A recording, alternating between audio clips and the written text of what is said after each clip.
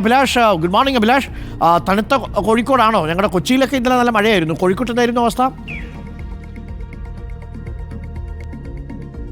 തീർച്ചയായിട്ടും നല്ല തണുപ്പുള്ള സുഖമുള്ള ഒരു പുലർക്കാലമാണ്. കാരണം മൂടിക്കെട്ടിയ അന്തരീക്ഷമുണ്ട്, അതോടൊപ്പം തന്നെ ചെറിയ രീതിയിലുള്ള കാറ്റ്, അതായത് നല്ല തണുത്ത കാറ്റ് വീശിയടിക്കുന്നുണ്ട്. ഇതൊക്കെ നല്ല സുഖകരമായൊരു അന്തരീക്ഷം തന്നെയാണ്. ഏതായാലും ഇന്നലെ രാത്രി കനത്ത മഴ പെയ്തു. പ്രധാനമായും ഈ തീരമേഖലകളിൽ, കോഴിക്കോട് തീരമേഖലകളിലും നഗരങ്ങളിലൊക്കെ ശക്തമായ മഴയാണ് പെയ്തത്.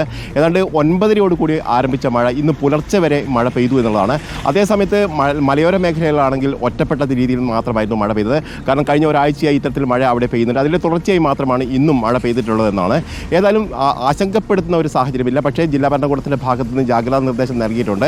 അതായത് മണ്ണിടിച്ചിലിനുള്ള സാധ്യതയൊക്കെ ഉള്ളത് കൊണ്ട് തന്നെ ആ മേഖലകൾ സൂക്ഷിക്കണം എന്നുള്ള ജാഗ്രതാ നിർദ്ദേശമാണ് നൽകിയിരിക്കുന്നത്. അതോടൊപ്പം തന്നെ കോഴിക്കോട് ജില്ലയിൽ ഇന്ന് വിദ്യാഭ്യാസ സ്ഥാപനങ്ങൾക്ക് അവധി പ്രഖ്യാപിച്ചിട്ടില്ല. അതുകൊണ്ട് തന്നെ ജില്ലാ കളക്ടറുടെ ഫേസ്ബുക്ക് പേജിൽ കയറി ഈ അവധി ഉണ്ടോ എന്ന് നോക്കുകയും അതോടൊപ്പം തന്നെ അത് അവധി എന്തുകൊണ്ട് നൽകുന്നില്ല എന്നുള്ള ചോദ്യമൊക്കെ ചോദിക്കുന്നതും പതിവായി കാണുന്നുണ്ട്. കഴിഞ്ഞ ദിവസങ്ങളിലും ഇതിന് സമാനമായ രീതിയിൽ തന്നെ പ്രതിഷേധങ്ങളൊക്കെ ഉയർന്നത് നമ്മൾ കണ്ടതാണ്. ഏതായാലും കോഴിക്കോടെ സംബന്ധിച്ച് വളരെ ആശ്വാസകരമായ നിലയിലാണ്. മൂടിക്കെട്ടിയ അന്തരീക്ഷമുണ്ട്, മേഘാവൃതമാണ്. അത് ചെറിയ രീതിയിൽ ആശങ്കപ്പെടുത്തുണ്ടെങ്കിൽ പോലും, കാരണം അടുത്ത മണിക്കൂറുകളിൽ മഴ പെയ്യാനുള്ള സാധ്യത തന്നെയാണ് സൂചിപ്പിക്കുന്നത്. ഏതായാലും ഇപ്പോൾ മഴ പെയ്യുന്നില്ല എന്ന് തന്നെ വേണം പറയാൻ.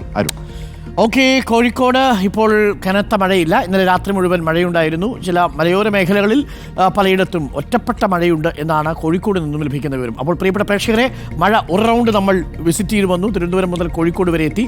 കണ്ണൂരും വയനാടും മലപ്പുറത്തുമൊക്കെ ഇന്ന് റെഡ് അലേർട്ട് ഉണ്ട് എന്നത് പ്രത്യേകം ശ്രദ്ധിക്കുക.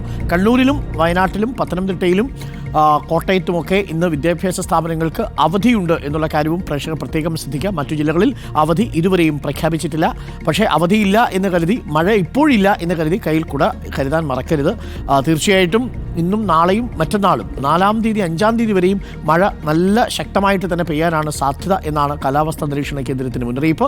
അപ്പോൾ കയ്യിൽ കൂടെയൊക്കെ കരുതി പ്രിയപ്പെട്ട കുട്ടികളെ നിങ്ങൾ സ്കൂളിലേക്കൊക്കെ പോവുക. ഇനി സ്കൂളിൽ പോകാണ്ടാത്ത കുട്ടികളുണ്ടല്ലോ, 4 ജില്ലകളിൽ അവധിയാണ്. അപ്പോൾ ആ 5 ജില്ലകളിൽ അവധിയുള്ള കുട്ടികൾ വീട്ടിലേക്ക് ഇരുന്ന് ഹോംവർക്കൊക്കെ ചെയ്യുക. പുറത്തിറങ്ങി കളിക്കാനൊന്നും പോകരുത്. നല്ല മഴയുള്ള ദിവസമാണ്, അതുകൊണ്ട് സൂക്ഷിക്കുക. ഇടിമിന്നൽ ഉണ്ടാവാനുള്ള സാധ്യതയും തള്ളിക്കളയാൻ കഴിയില്ല.